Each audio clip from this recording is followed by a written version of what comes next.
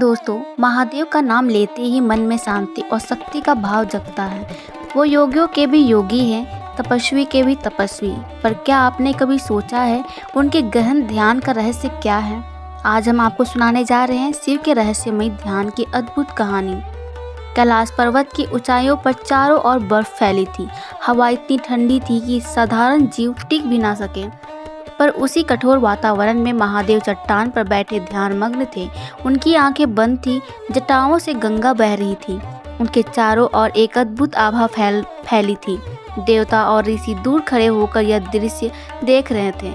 सबके मन में एक ही प्रश्न था, महादेव इतने गहरे ध्यान में क्या देखते हैं, क्या सोचते हैं? स्वामी, आपके इस मौन ध्यान का रहस्य क्या है? आप इस गहन समाधि में किससे मिलते हैं? क्या आप मुझे बता सकते हैं? देवी, ध्यान ही मेरी शक्ति है। इसमें मैं न सिर्फ स्वयं से मिलता हूँ बल्कि पूरी सृष्टि से जुड़ जाता हूँ। पर यह रहस्य सुनने के लिए हृदय को निर्मल करना होता है। एक बार देवताओं ने भी ब्रह्मा से पूछा, पिता, जब महादेव ध्यान लगाते हैं तो उनका स्वरूप इतना रहस्यमय क्यों हो जाता है?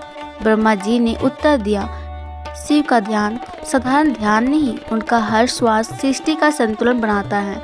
उनका हर मौन ब्रह्मांड की गति को नियंत्रित करता है।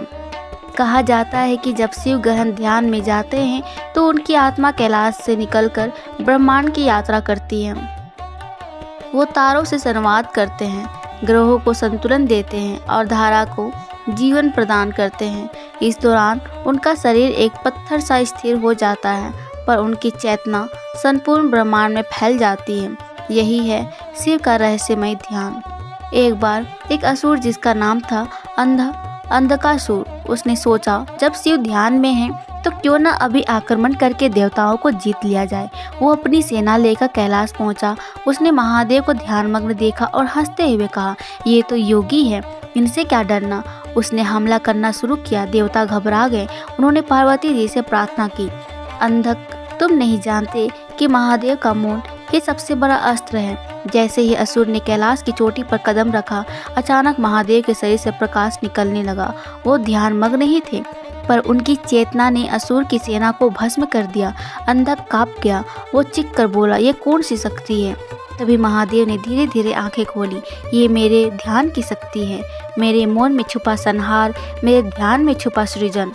अंधक का अंत हुआ, पर उसकी आत्मा शिव से क्षमा मांगने लगी। माँ पार्वती ने हाथ उठाकर कहा, प्रभु, इसे मोक्ष दे दीजिए, इसे मोक्ष दीजिए।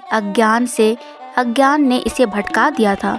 महादेव ने करुणा से अंधक को मोक्ष प्रदान किया और कहा, यही है ध्यान का रहस्य। ये दंड भी देता है और क्षमा भी। जब भक्तों ने यह देखा तो उन्होंने पूछा, प्रभु, हम आपके ध्यान में क्या सीख सकते हैं? हम आपके ध्यान से क्या सीख सकते हैं? महादेव बोले, ध्यान मनुष्य का सबसे बड़ा बल है। जब मन स्थिर होता है तो जीवन का हर संकट का समाधान मिल जाता है। ध्यान से ही करुणा जागती है, ध्यान से ही ज्ञान प्रकट होता है। स्वामी, क्या आपका ध्यान कभी समाप्त होगा? नहीं देवी, मेरा ध्यान अनंत है। ये सृष्टि जब तक है तब तक मेरा ध्यान चलता रहेगा, और जब सृष्टि का अंत होगा तब मेरा ध्यान प्रलय बन जाएगा। दोस्तों, यही थी कथा शिव के रहस्यमय ध्यान की अद्भुत कहानी। ये कथा हमें सिखाती है कि मौन में ही शक्ति है, ध्यान में ही जीवन का संतुलन है और भक्ति में ही सृष्टि का रहस्य छुपा है।